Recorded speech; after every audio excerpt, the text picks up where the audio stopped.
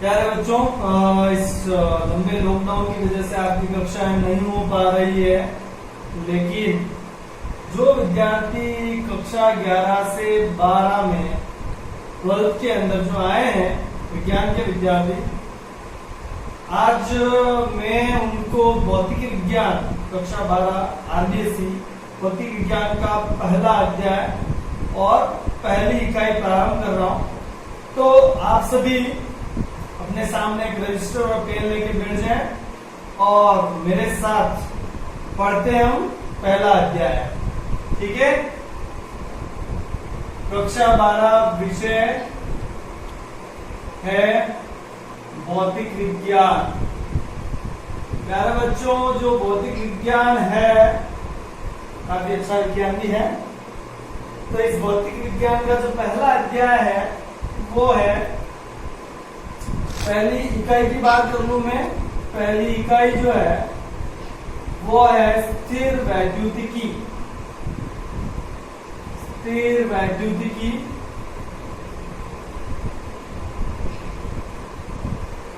और इस पहली इकाई का पहला अध्याय जो है वो है विद्युत क्षेत्र। विद्युत क्षेत्र। प्यारे बच्चों, सबसे पहले तो हमें यह समझना पड़ेगा कि स्थिर वैद्युतिकी क्या है। उसके बाद हम यहाँ आएंगे। सबसे पहले हमें ये देखना पड़ेगा स्थिर वैद्युतिकी किसे कहते हैं। तो जो स्थिर वैद्युतिकी है वह भौतिक विज्ञान की शाखा है। पहली बात है, यह भौतिक विज्ञान की शाखा है, जिसमें हम किस किस का अध्ययन करते हैं। नंबर 1 विद्युत बल का, नंबर 2 विद्युत क्षेत्र का और विद्युत विभव का। विभव जो स्थिर आवेशों द्वारा उत्पन्न हो रहे हैं, जो स्थिर आवेशों द्वारा उत्पन्न हो रहे हैं, आवेशों द्वारा उत्पन्न हो रहे हैं। तो अब आपको परिभाषा समझ में आ गई होगी। बहुत ही आसान सी परिभाषा है।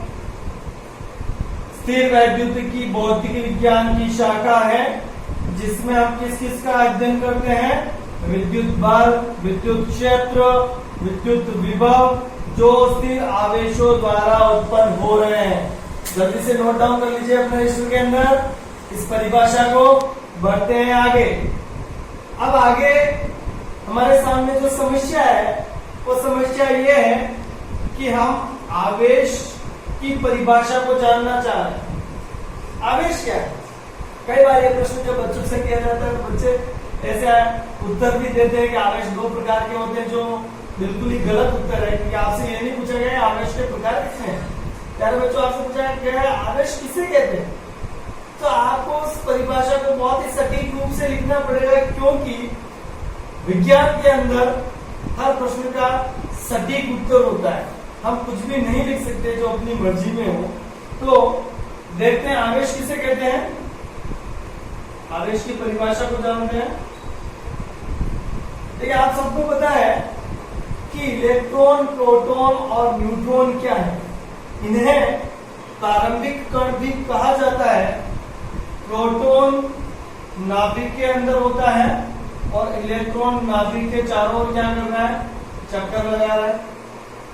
आपको ये ज्ञात है, इलेक्ट्रॉन प्रोटॉन के चारों ओर, प्रोटॉन नाभिक में होते हैं, उसके चारों ओर चक्कर लगा रहा है।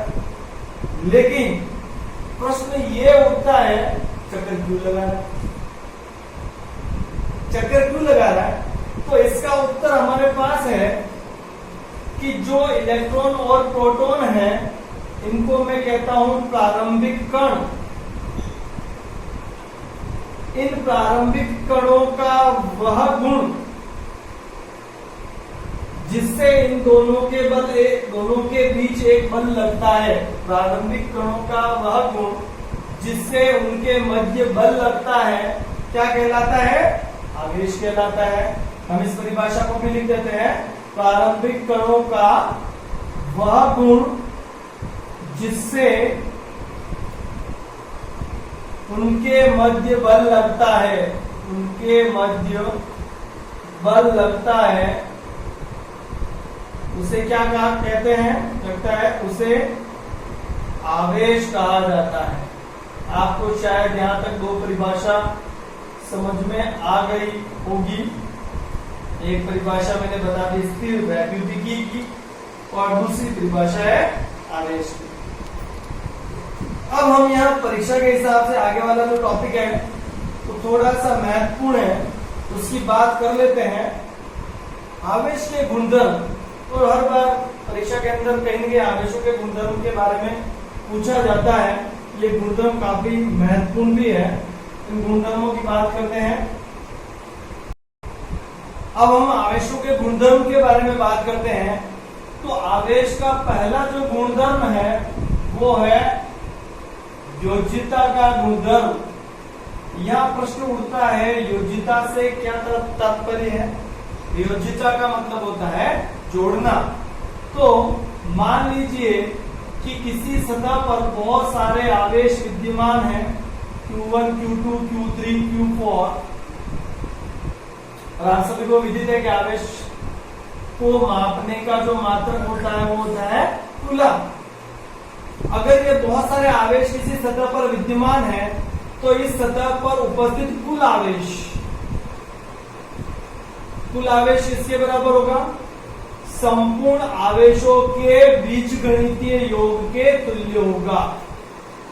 सभी आवेशों के बीजगणितीय योग के तुल्य होगा। इसे ही हम क्या कहते हैं? आवेशों की योज्यता का नियम।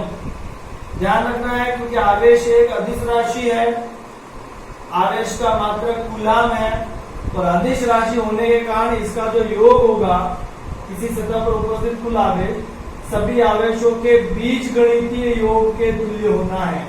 ये बात आपको ध्यान रखनी है। बीजगणितीय योग ये आवेश का पहला गुणधर्म है। आवेश का जो दूसरा गुणधर्म है वो है आवेश का क्वांटीकरण। अब यहाँ पर प्रश्न ये उठता है कि आवेश का क्वांटीकरण किसे कहते हैं? देखिए,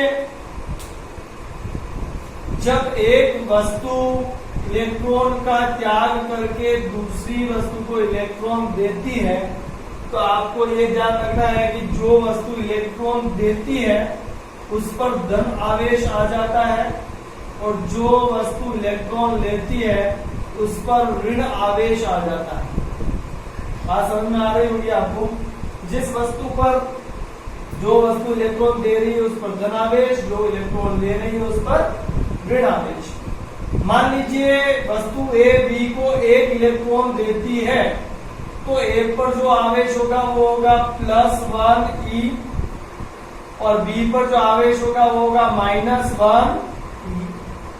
मान लीजिए वस्तु ए बी को 2 इलेक्ट्रॉन देती है तो ए पर आवेश होगा +2 E और बी पर आवेश होगा -2 E। मान लीजिए ए बी को n इलेक्ट्रॉन देती है तो ए पर आवेश होगा +n E और बी पर आवेश होगा -n E। यहां हमें एक बात समझ में आ रही है कि एक वस्तु से दूसरी वस्तु में संपूर्ण इलेक्ट्रॉन का स्थानांतरण होता है, इसलिए जो आवेश ए और बी पर उपस्थित होगा वो हमेशा इलेक्ट्रॉन के आवेश का पूर्ण गुणज होगा। इसे ही हम आवेश का क्वांटीकरण कहते हैं। एक बार मैं वापस पुनरावृत्ति कर देता हूं कि किसी वस्तु पर उपस्थित आवेश इलेक्ट्रॉन के आवेश का पूर्ण गुणज होगा, इसे आवेश का क्वांटीकरण कहते हैं। और यह बहुत महत्वपूर्ण बात है, आपको इस बात को ध्यान में रखना है। आवेश का क्वांटीकरण किसे कहा जाता है? इसका तात्पर्य ये हुआ, कोई आपसे पूछ ले कि किसी वस्तु पर यह आवेश संभव है +100 E, आप कहेंगे संभव है क्योंकि 100 पूर्ण गुणज है। आपसे कोई कहे किसी वस्तु पर ये आवेश संभव है 3/7 E, आप कहेंगे ये संभव आवेश नहीं है। क्यों नहीं है? क्योंकि 3/7 पूर्ण गुणज नहीं है। तो इस प्रकार से आपको आवेश का क्वांटीकरण समझ में आ गया होगा। यहाँ एक बात याद रखनी है कि जो वस्तु, वो बातें आपको हमेशा ध्यान रखनी है। वह जो वस्तु इलेक्ट्रॉन का त्याग करती है उस पर धनावेश होता है, जो वस्तु इलेक्ट्रॉन को ग्रहण करती है उस पर ऋणावेश होता है। और दूसरी बात यह है कि किसी वस्तु पर उपस्थित कुल आवेश इलेक्ट्रॉन के आवेश का पूर्ण गुणज होता है, इसे आवेश का क्वांटीकरण कहा जाता है। तो दो गुणधर्म हम पढ़ चुके हैं, बढ़ते हैं तीसरे गुणधर्म की तरफ और शायद आप समझ पा रहे होंगे। जो तीसरा गुणधर्म है वो है आवेश की निश्चलता। ये आवेश की निश्चलता से क्या तात्पर्य है? तीसरा गुणधर्म देखते हैं निश्चलता का। आवेश की निश्चलता से क्या तात्पर्य है? इस गुणधर्म के लिए हम ये कह सकते हैं कि किसी वस्तु पर उपस्थित आवेश वेग पर निर्भर नहीं करता, वेग पर निर्भर नहीं, या कोई आवेश अपने आप में गतिमान है तो उस आवेश का मान वेग पर निर्भर नहीं करेगा। यही है आवेश की निश्चलता का नियम या निश्चलता का गुणधर्म। काफी सीधा सा है कि कोई आवेश है, किसी वस्तु पर उपस्थित है या कोई आवेश अपने आप में विद्यमान आवेश है, अगर गतिमान है तो उस आवेश का मान उसके वेग पर निर्भर नहीं करेगा, समान रहेगा। और अंतिम जो गुणधर्म है उसकी बात करते हैं। अंतिम गुणधर्म संरक्षण, आवेश संरक्षण, ये भी काफी महत्वपूर्ण गुणधर्म है। आवेश के संरक्षण का नियम ये कहता है कि किसी विलगित निकाय का कुल आवेश संरक्षित रहता है। इसका मतलब ये है कि मान लीजिए एक वस्तु दूसरी वस्तु को इलेक्ट्रॉन दे रही है,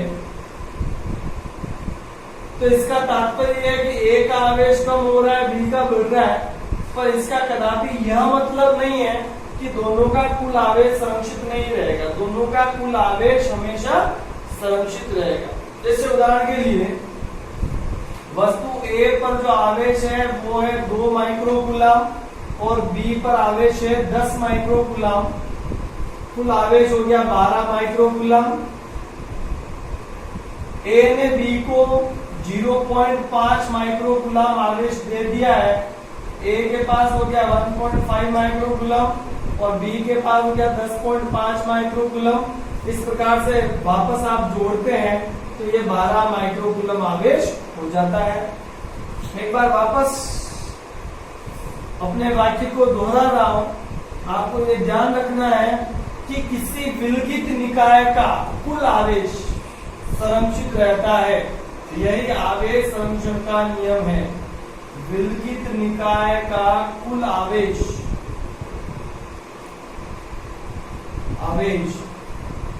संरक्षित रहता है, संरक्षित रहता है। ये तो हम एक बार वापस देख लेते हैं आज हमने क्या क्या किया है। नंबर 1, आज हमने स्थिर वैद्युतिकी की परिभाषा देखी है। स्थिर वैद्युतिकी की परिभाषा आपको समझ में आ चुकी है कि भौतिक विज्ञान की वह शाखा जिसमें हम विद्युत बल, विद्युत क्षेत्र, विद्युत विभव का अध्ययन करते हैं जो स्थिर आवेशों से उत्पन्न होते हैं। नंबर 2 हमने पढ़ा था आवेश किसे कहते हैं? किसी भी प्रारंभिक कणों का वह गुण जो उनके मध्य क्या उत्पन्न कर रहे हैं, आपको पता है, जल्दी से बोलिए, विद्युत बल। प्रारंभिक कणों का वह गुण जो उनके मध्य बल उत्पन्न कर दे उसे हम कहते हैं आवेश। तीसरे नंबर की काम की बात, आवेश का मात्रक, वो भी आपको पता है, कूलम। चौथे नंबर की काम की बात कि जो आवेश है उसके गुणधर्म हमने पढ़े हैं। उसमें पहला गुणधर्म हमने पढ़ा था आवेश की योज्यता का गुणधर्म। किसी वस्तु पर उपस्थित कुल आवेश सभी आवेशों के बीजगणितीय योग के तुल्य होता है। दूसरा गुणधर्म हमने पढ़ा था आवेश का क्वांटीकरण। किसी वस्तु पर उपस्थित कुल आवेश इलेक्ट्रॉन के आवेश का पूर्ण गुणज होता है, इसे आवेश का क्वांटीकरण कहते हैं। निश्चलता का गुणधर्म तो मैंने बताया था कि आवेश का मान वेग पर निर्भर नहीं करता। और चौथा गुणधर्म था आवेश के संरक्षण का गुणधर्म, जो यह कहता है कि एक वस्तु से दूसरी वस्तु में इलेक्ट्रॉनों के स्थानांतरण होने से दोनों का कुल आवेश हमेशा संरक्षित रहता है। इसका मतलब कदापि ये नहीं है कि एक का कम हो, एक का समान रहेगा कि दूसरे का समान। एक का कम ज्यादा हो सकता है, लेकिन दोनों का कुल आवेश हमेशा संरक्षित रहेगा। आज के लिए इतना ही।